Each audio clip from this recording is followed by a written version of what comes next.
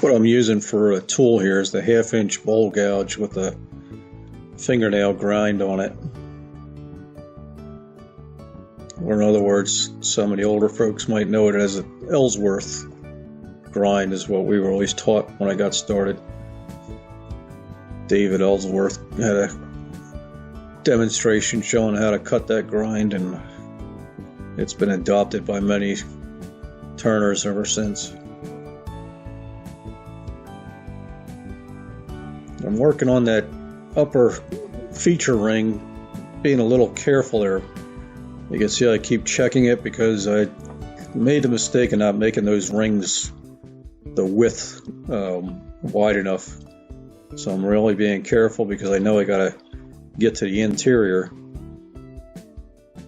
and it's getting dangerously thin. So I keep checking my work to see how much further I can go, and I want to stop just as soon as I get it to round. The bottom half seemed to be pretty solid, but that top half just a little bit on the thin side, so the learning curve here is to make my pieces just a little bit wider. Making them wider gives you a little bit of leeway for when you're gluing them up, that you if you don't get them perfectly centered on there, then you got room to still work with to get the shape that you're looking for. There's the grind. I use that one-way sharpening system to do my tools. Recommend that to everybody that's got wood turning tools to sharpen. Gives you a perfect pinpoint accuracy every time if you set it up with your jigs.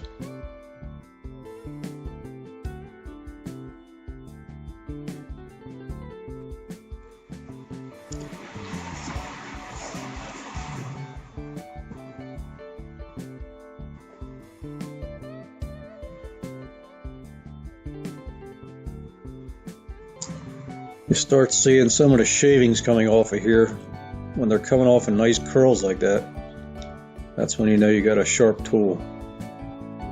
I've switched to my negative rake scraper to try and get this couple of tool marks out of there and get it in as best shape as I can get it before sanding.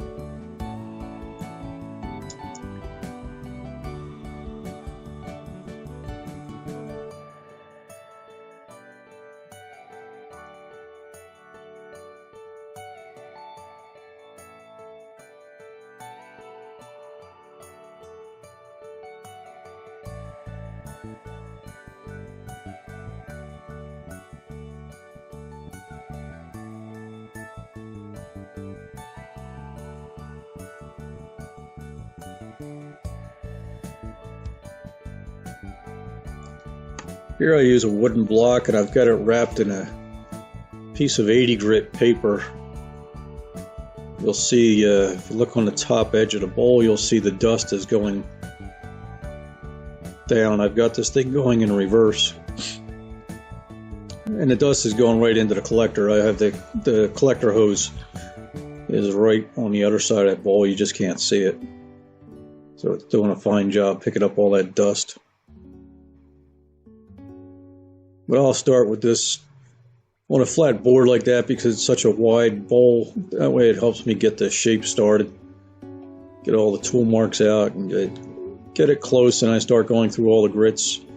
Generally take it up to about 320 grit. Do it progressively, going through all the 150, 180, 220.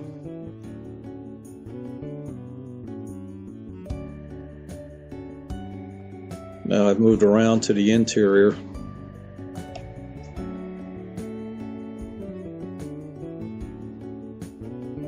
And this is where I've got the curved tool rest inside there as deep as I can get it. And I'll nibble away with this a little bit at a time. I don't want to get any catches at this point. Always remembering it's all segmented turning, so I don't want to get a catch that could potentially blow it apart. I am using the carbide tip round bit I like the heaviness of that tool, and it seems to do well on segmented turning. When I'm doing solid blanks of wood, I like to use standard bowl gouges. But these segments seem to they respond pretty well to these carbide tip round ones. You can see the shavings you're getting off of that is pretty nice, as nice as you're going to get. But I have to stop often to clear them so I can see what I'm doing.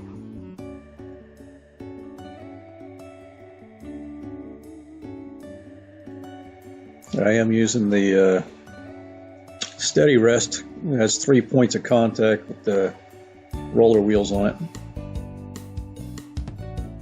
This one here is a homemade. I would give you a link for it, but we made this one ourselves.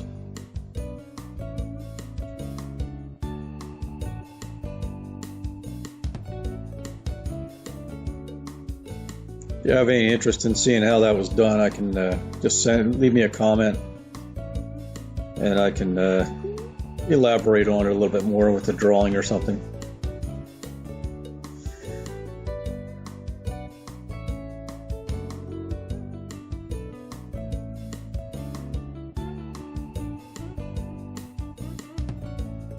So we'll keep whittling away down to as far as I can go. Then you'll see me change out that tool rest.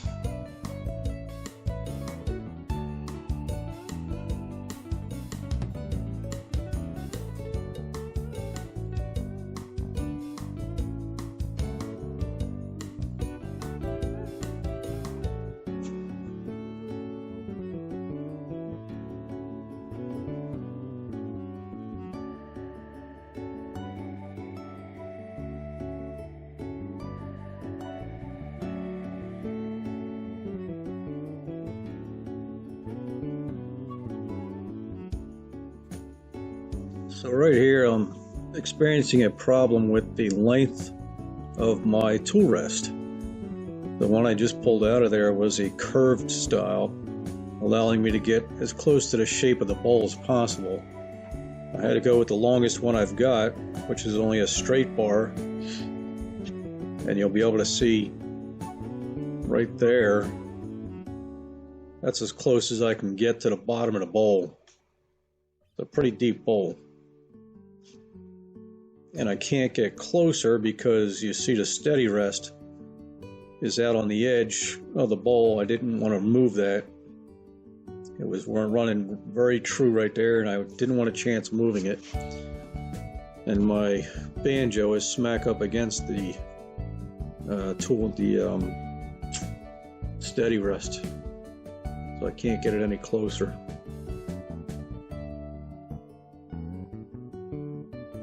So I used a big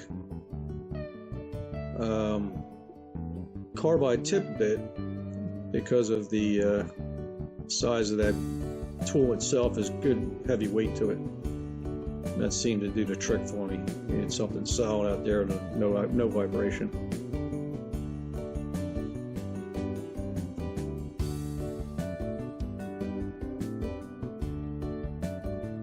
Finish I'm using is Deft semi-gloss.